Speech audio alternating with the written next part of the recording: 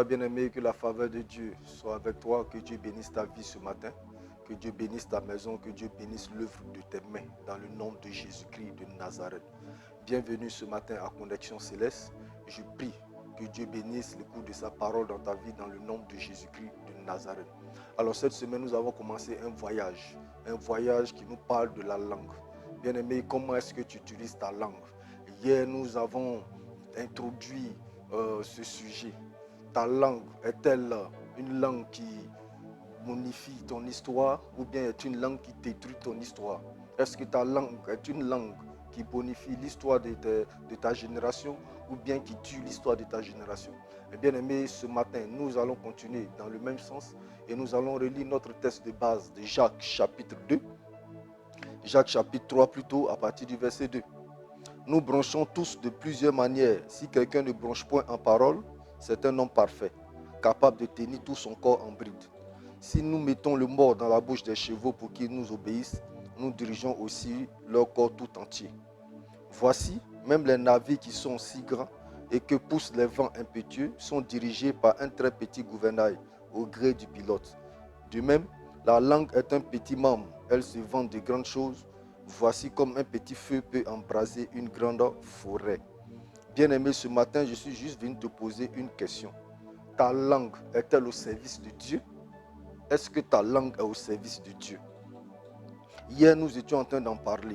Tu peux utiliser ta langue à bénir les vies. Cela va éviter beaucoup de palabres. Ta langue, tu peux l'utiliser à guérir les cœurs brisés. Frère, mets ta langue au service du Seigneur. Cela va t'aider.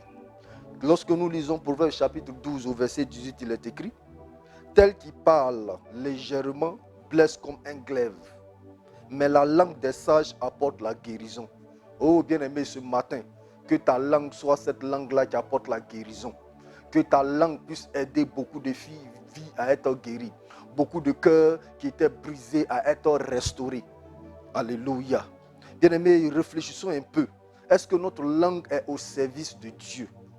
Apportes-tu la guérison dans les cœurs ou bien toi, c'est l'angoisse que tu emportes dans les cœurs? Et ce matin, je suis venu t'exhorter à mettre ta langue au service du Seigneur. Car il est le créateur de cette langue. C'est lui qui t'a donné cette langue. Et si t'a donné cette langue, c'est pour que tu puisses l'utiliser pour sa gloire et non pour ta propre gloire.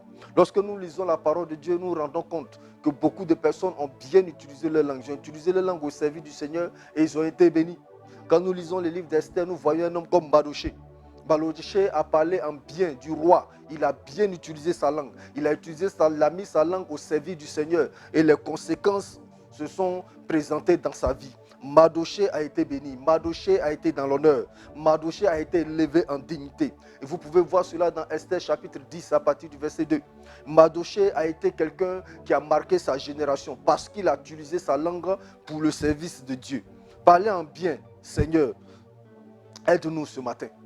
Aide-nous à parler en bien.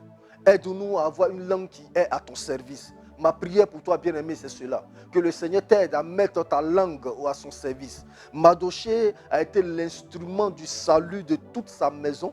Il a été une source de bénédiction pour tout son peuple. Parce qu'il a su mettre sa langue au service du Seigneur. Bien-aimé, ce matin, je suis venu t'exhorter à mettre ta langue au service du Seigneur. Tu peux aussi utiliser ta langue pour l'évangélisation.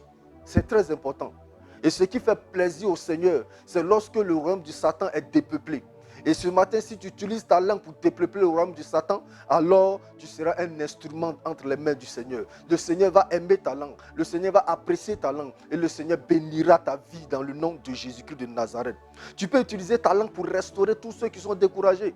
Aujourd'hui, beaucoup de défis se drainent devant des personnes. Et beaucoup de personnes sont découragées parce qu'il n'y a pas d'exaucement. Tu peux utiliser ta langue pour relever ces personnes qui sont en train d'abandonner en ce moment même où nous sommes en train de parler. Tu peux utiliser ta langue pour exhorter un frère, pour exhorter une soeur à se relever de son découragement. Et Dieu te bénira pour cela. Bien-aimé, ce matin, Mets ta langue au service du Seigneur. Mets ta langue au service de celui qui détient ton souffle de vie. Mets ta langue au service de celui qui est capable de régner sur ta vie. Mets ta langue au service de celui qui est capable de retourner ta vie et donner un sens à ta vie. Mets ta langue au service de celui qui est mort pour toi à la croix. Et ma prière pour toi ce matin, c'est que tu fasses ainsi, afin que ta vie soit bénie, afin que ta vie soit bonifiée. Shalom à toi.